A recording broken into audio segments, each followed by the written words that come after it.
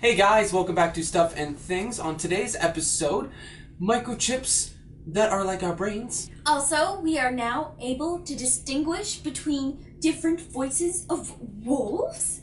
And to finish things off, why your life sucks.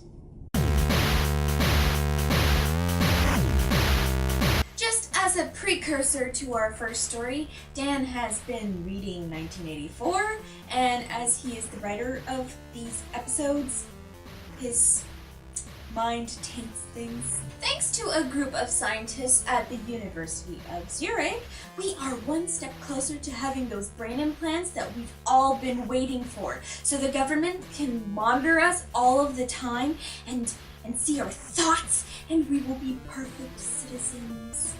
The team has developed a microchip that simulates both a synapse and a neuron, the two basic parts of the brain. That's all we're pretty much made of. So this is of course essential components in making an actual artificial brain, which is apparently a multi-billion-dollar enterprise. So there's a lot of people involved, a lot of money to be made. Besides the aforementioned compliance implants, we could build computers that could perceive contexts to the tasks that we give them. Also, they would be able to make their own judgments on situations. Moving along, some of you may have read up on the new study showing dolphins using unique whistles for each other to identify them. Apparently they name each other. Big deal. What do dolphins do anyways? Useless. Except they do use their noses to like break ribs of sharks and stuff and annihilate them. So that's pretty cool. Well, it turns out that our wolf brothers have some unique vocal things going on as well. Researchers from Trent University in the UK have created a program that can analyze the howls of wolves and can accurately, up to 97%, say that this howl belongs to this particular wolf. Crazy. Now, the part we don't have confirmation on is whether the wolves themselves are able to just identify which howl is belonging to whom. But if we take a look at dogs, they are able to interpret hundreds of commands that we give them, so it's easy enough to assume that a wolf just howls out in the night and he expects his brothers to understand who is freaking speaking. Quick questions for our gentle viewers out there. How old are you? Don't answer that question. However, the answer to that question could probably indicate how happy you are in life right now, and whether or not it's going to get better or worse. But it's probably going to get worse. There's a fairly common theory that human happiness is basically like an upside down bell curve.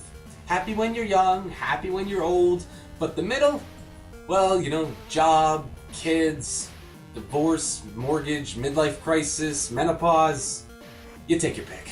According to survey data from 23,000 Germans, the golden ages are 23 and 69. Those are the ages you are going to be most happy in your life.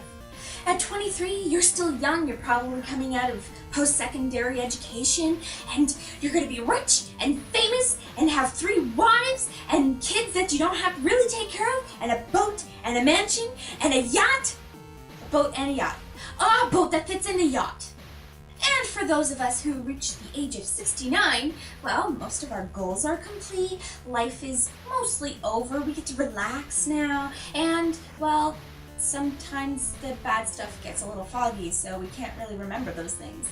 So guys, what we'd really love to know from you is, do you think the data on this is actually right? Do you think you had a little high expectations when you're 23?